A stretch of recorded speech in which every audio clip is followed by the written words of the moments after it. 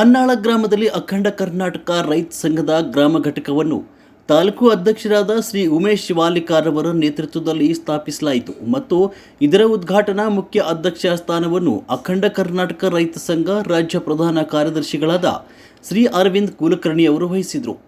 ಈ ರೀತಿ ಪದಾಧಿಕಾರಿಗಳನ್ನು ಈ ಸಮಯದಲ್ಲಿ ಎಲ್ಲ ಪದಾಧಿಕಾರಿಗಳಿಗೆ ರೈತ ಸಂಘಟನೆಯ ಹಸಿರು ಶಾಲನ್ನು ಹಾಕಿ ಪದಾಧಿಕಾರಿಗಳನ್ನು ನೇಮಕ ಮಾಡಲಾಯಿತು. ದುಡಿತಕ್ಕಂತ ವರ್ಗಕ್ಕೆ ಅನ್ನದಾತರಿಗೆ ಯಾಕೆ ಸಾಲ ಆಗತೈತಿ? ಇದನ್ನ ಬಹಳ ನಾವು ಗಂಭೀರವಾಗಿ ಚಿಂತನೆ ಮಾಡತಕ್ಕಂತ ವಿಚಾರ.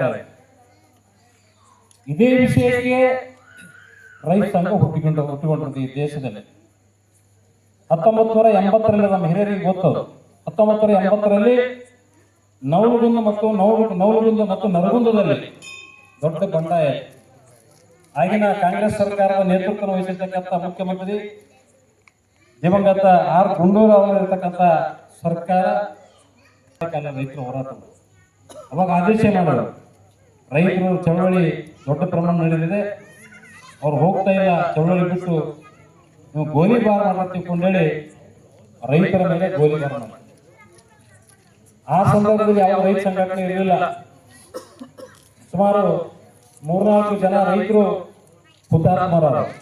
ಅಖಂಡ ಕರ್ನಾಟಕ ರೈತ ಸಂಘಕ್ಕೆ ನೂತನವಾಗಿ ಸದಸ್ಯರಾಗಿ ಆಯ್ಕೆಯಾದಂಥ ಸಮಸ್ತ ಊರಿನ ರೈತ ಬಾಂಧವರು ಮತ್ತು ಯುವಕರು ಪಾಲ್ಗೊಂಡಿದ್ದರು ಮತ್ತು ಶ್ರೀ ಅರವಿಂದ್ ಕುಲಕರ್ಣಿ ಮತ್ತು ಶ್ರೀ ಉಮೇಶ್ ಶಿವಾಲಿಕಾರ್ ಅವರು ಸೇರಿ ರೈತರ ಕುರಿತು, ರೈತರಿಗೆ ಆಗುವ ಅನ್ಯಾಯ, ದೌರ್ಜನ್ಯಗಳ, ನೀರಾವರಿ, ಕಾಲುವೆ ಕುರಿತು ಇನ್ನೂ ಹಲವು ಸಮಸ್ಯೆಗಳ ಕುರಿತು ಈ ಒಂದು ಉದ್ಘಾಟನೆಯ ಸಮಾರಂಭದಲ್ಲಿ ಮಾತನಾಡಿದರು. ವರದಿಗಾರರು ಉಸ್ಮಾನ್ ಭಗವಾನ್ ಬಳಗಾನೂರ್.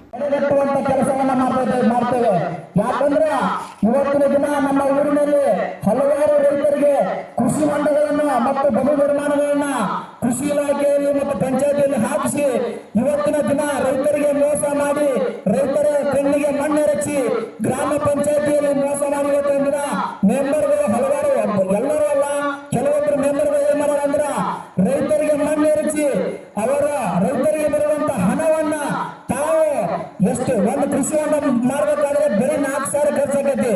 ಮತ್ತು ಇನ್ನೊಂದು ಉದ್ಯೋಗ ಅವರಿಗೆ ಪಾಪ ಅವರಿಗೆ 200 ಬಿಟ್ರೆ ಅವ್ರಿಗೆ ಒಂದು 10 ಕಾಯಿಲೆ ಹಿಡಿದ್ರೆ 8,000 ಖರ್ಚಾಗೈತಿ.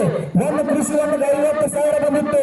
ಈ ಕೆಲವೇ ದಿನಗಳ ಹಿಂದುಗಡೆ ಅವತ್ತಿನ ದಿನ ರೈತರಿಗೆ ಬಹಳ ಮೋಸ ಮಾಡ್ಯಾರ. ತಾವು ಏನು ಮಾಡ್ಯಾರ ಅಂದ್ರ ರೈತರೆಲ್ಲ 4 ತಾಸು ಕೆಲಸ ಮಾಡಿಸಿ ಇವತ್ತಿನ ದಿನ ರೈತರಿಗೆ ಮೋಸ ಮಾಡಿ 40,000 ನುಂಗಿ ನೀರು ಕೊಡ್ತಾರ. ಎಲ್ಲ ಮೆಂಬರ್ಗಳಿಗೆ ಹೇಳ್ತಾರೆ, ನಾನು ಕೆಲವೊಬ್ರು ಮೆಂಬರ್ಗಳು ಮಾಡ್ಯಾರ, ಮುಂದಿನ ದಿನಮಾನಗಳಲ್ಲಿ ಎಲ್ಲ ಬೇಡಿಗೆತ್ತೇವೆ, ನಿಮ್ಮ ಸಪೋರ್ಟ್ ಇರಬೇಕು ನಮಗ. ಇದು ಒಂದೇ ಅಲ್ಲ, ನೀರಿಗಾಗಿ ಈಗಾಗಲೇ ನಮ್ಮ ಗುರುಗಳನ್ನ ಕರ್ಕೊಂಡು, ಅರವಿಂದ್ ಕುಲಕರ್ಣಿ ಅವರು ಕರ್ಕೊಂಡು ಸಂಕನಾಳ ಶಾಖಾ ಕಾಲುವೆಯಲ್ಲಿ ಬರುವಂತ ಎಲ್ಲ ವಿತರಣಾ ಕಾಲುವೆಗಳಿಗೋಸ್ಕರ ನಾವು DC ಅವರಿಗೆ ಮತ್ತು MD ಪಾಟೀಲ್ರಿಗೆ ಮತ್ತು ಕೃಷ್ಣಾ ಜಲಭಾಗ್ಯ ನಿಗಮದ ಆಫೀಸ್ ಮುಂದೆ ಹಲವಾರು ಹೋರಾಟಗಳನ್ನ ಮಾಡಿದ್ದೇವೆ. ಈ ಮಾಡಿದಗೋಸ್ಕರವಾಗಿ ನಮ್ಮ ಹಳ್ಳಿಗಳಿಗೆ ಕೆಲವೇ ದಿನಗಳಲ್ಲಿ ಕಾಮಗಾರಿ ಶುರುವಾಗಲಿದೆ. ದಯವಿಟ್ಟು ಇನ್ನು ಮುಂದ ಈ ಕಾಮಗಾರಿ ಇಷ್ಟು ದಿನ ನೆನಪಿಗೆ ಬಿದ್ದಿತ್ತು. ಯಾಕೆ ನೆನಪಿಗೆ ಬಿದ್ದಿತ್ತು ಅಂದ್ರೆ ನಮ್ಮ ದೇವರಿಪ್ಪಿಗೆ ಮತಕ್ಷೇತ್ರದಲ್ಲಾಗಲಿ ನಮ್ಮ ಜಿಲ್ಲೆಯಲ್ಲಾಗಲಿ ಇಬ್ಬರು ಉಸ್ತುವಾರಿ ಸಚಿವರಿದ್ದರೂ ಕೂಡ ನಮ್ಮ ಗ್ರಾಮಗಳಲ್ಲಿ ಮೋಸ ಆಗ್ತಿತ್ತು ಹಳ್ಳಿ ರೈತರಿಗೆ.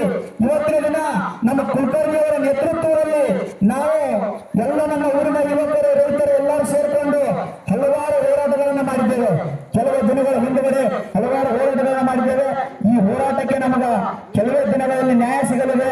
ಇನ್ನು ಮುಂದಾಗಲಿ ಯಾವುದೇ ರೀತಿಯಲ್ಲಿ ಆಗಲಿ ರೈತರಿಗೆ ಮೋಸ ಆಗಲು ನಾವು ಬಿಡುವುದಿಲ್ಲ. ಯಾಕಂದ್ರ ನಮ್ಮ ರೈತರು ನಮ್ಮ ಜೀವಾಳುಗಳು. ನಾನು